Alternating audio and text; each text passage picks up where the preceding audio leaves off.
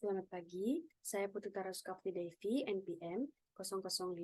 Di sini saya akan menjelaskan tentang strategi bersaing dalam bisnis pendidikan. Lembaga pendidikan yang merupakan penyedia jasa pendidikan berusaha untuk memikirkan bagaimana cara yang tepat untuk meningkatkan kepuasan pelanggan serta memenuhi kebutuhan para pelanggan, yaitu khususnya siswa, dengan meningkatkan mutu pendidikan. Menurut Sagala 2010, mutu pendidikan adalah gambaran dan karakteristik menyeluruh dari jasa pelayanan pendidikan secara internal maupun eksternal yang menunjukkan kemampuan dan kepuasan kebutuhan yang diharapkan. Oleh karena itu, setiap lembaga pendidikan perlu untuk terus meningkatkan kualitas pendidikan melalui strategi-strategi yang tepat demi tercapainya kepuasan siswa.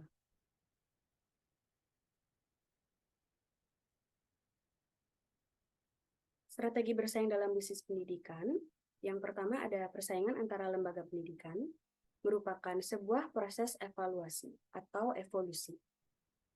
Maksud evolusi adalah makna persaingan antara lembaga pendidikan yang telah bergeser dari konteks, substansi, strategi, dan polanya, sehingga terdapat konsekuensi terhadap kecenderungan kompetisi dalam bisnis pendidikan. Persaingan antara lembaga pendidikan merupakan sebuah kenyataan yang tak terbantahkan dan berlangsung semakin ketat. Kondisi demikian semestinya disikapi lembaga pendidikan dengan berbagai langkah antisipatif jika mereka menginginkan eksistensi dan pengembangan secara berkelanjutan.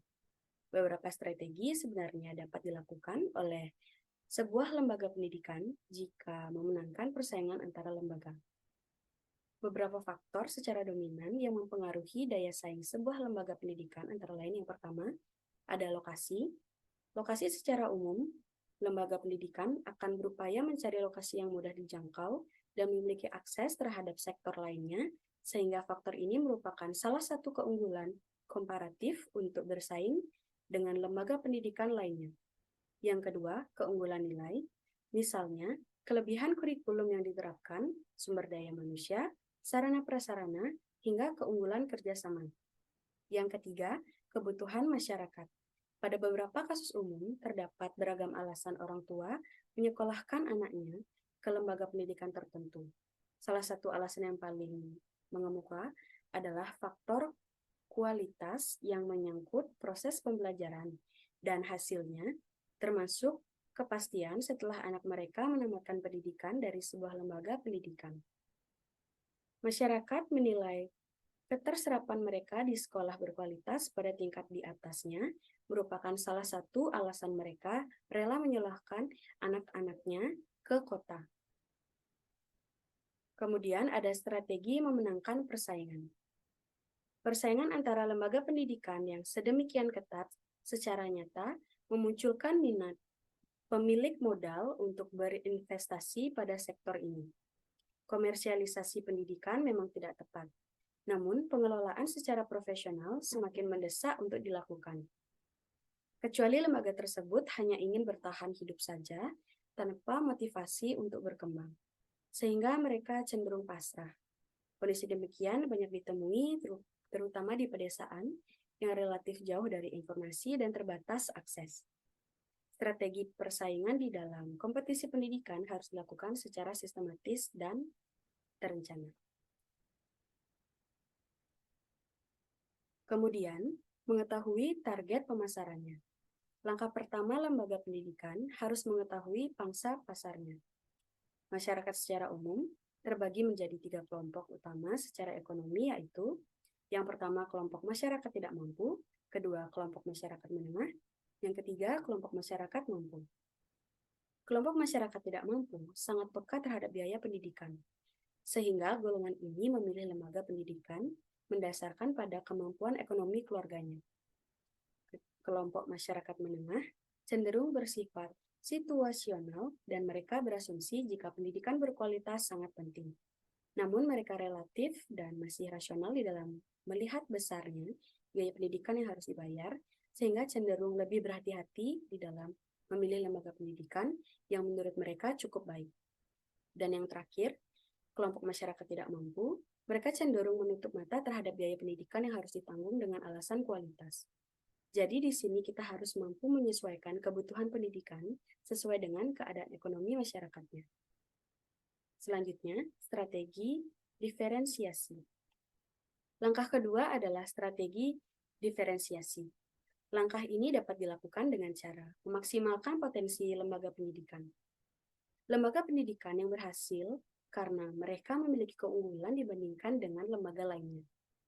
Keunggulan tersebut antara lain, yang pertama kurikulum dan program pendidikan, yang kedua fasilitas, yang ketiga kemudahan akses, yang keempat proses pendidikan, yang kelima layanan, dan yang terakhir paksa layanan pendidikan.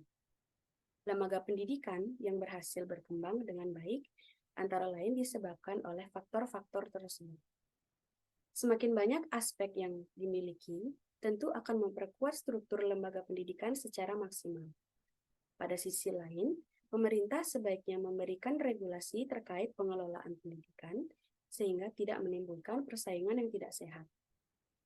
Jika dibiarkan, maka posisi masyarakat tidak memiliki bargaining power sehingga mereka akan dijajah oleh lembaga pendidikan dan terpaksa mengikuti secara emosional. Selanjutnya, diversifikasi. Langkah ketiga adalah diversifikasi. Langkah ini merupakan tindakan untuk mengembangkan lembaga pendidikan dengan cara perluasan layanan dan upaya peningkatan secara berkelanjutan. Diversifikasi yang dapat dilakukan oleh lembaga pendidikan meliputi yang pertama, menambah jenis layanan yang diberikan kepada masyarakat. Yang kedua, perluasan pangsa pasar, misalnya dengan membuka lembaga pendidikan di tempat lainnya, tetapi melalui upaya peningkatan jenis layanan dan penyesuaian dengan culture setempat. Upaya diversifikasi yang paling kentara terletak pada perluasan pangsa pasar dengan mengedepankan pada jenis layanan yang memuaskan masyarakat dan berkesinambungan. Selanjutnya, mengelola inovasi. Langkah keempat adalah mengelola inovasi. Langkah ini dilakukan untuk menjaga persaingan secara maksimal. Inovasi harus dilakukan secara terus-menerus. Inovasi dalam lembaga pendidikan antara lain, yang pertama, program pendidikan, media pembelajaran, yang ketiga, metode pembelajaran, yang keempat, sumber belajar, dan yang kelima, pengelolaan lembaga. Inovasi saat ini merupakan sebuah keharusan. Lembaga pendidikan yang tidak mampu melakukannya akan semakin tertinggal. Masalahnya, tidak semua lembaga pendidikan di semua jenjang pendidikan mampu melakukannya. Lembaga pendidikan yang sehat, persentasenya tidaklah terlalu banyak, sehingga persaingan yang terjadi akan terbentuk dalam 3 klaster utama, yaitu yang pertama, lembaga pendidikan besar, yang kedua, lembaga pendidikan menengah, dan yang ketiga, lembaga pendidikan kecil.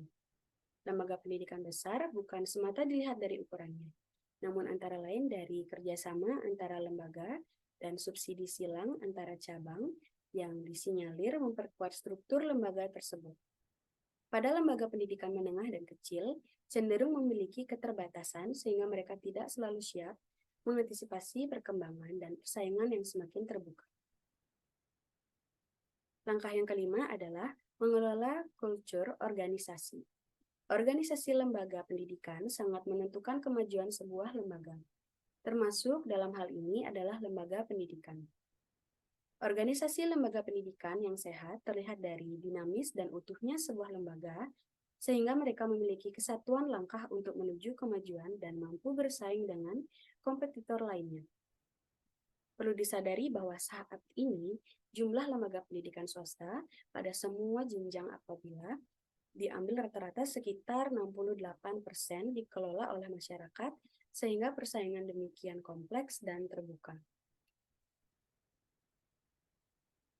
Ada 3 pendekatan untuk memproduksi dan mengelola inovasi, yaitu yang pertama, usaha internal lembaga atau internal corporate venturing, yang kedua, aliansi strategi, yang ketiga, akuisi, baik secara langsung maupun investasi tidak langsung.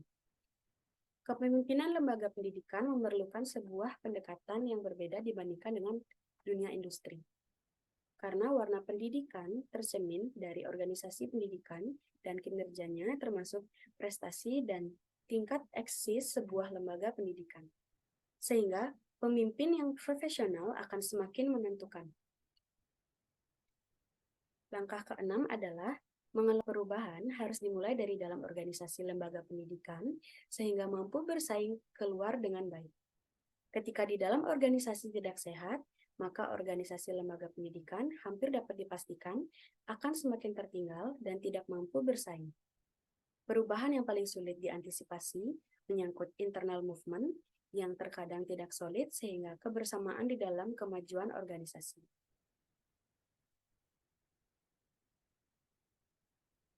Persaingan antara lembaga pendidikan semakin ketat sehingga membutuhkan perhatian serius jika mereka ingin bertahan, bersaing, dan unggul. Keunggulan tiap lembaga relatif spesifik sehingga mereka mampu berkembang dengan baik. Jika mereka tidak mampu mengikuti dan bersaing dalam perkembangan lembaga pendidikan secara kompleks, maka akan kalah bersaing dan gulung tikar. Selanjutnya, karena sebagian besar lembaga pendidikan dikelola oleh masyarakat, maka membutuhkan inovasi sehingga membutuhkan kreativitas dan kepekaan membaca kebutuhan masyarakat di tengah harapan dan kemampuan lembaga pendidikan di dalam melayani. Kebutuhan masyarakat yang semakin berkembang, mau tidak mau, harus disikapi sebagai tantangan, bukan hambatan. Maka jarak tumbuhnya lembaga pendidikan harus disikapi sebagai upaya peningkatan kualitas melalui persaingan yang profesional. Sekian presentasi dari saya mohon maaf jika ada salah kata. Saya tutup, terima kasih.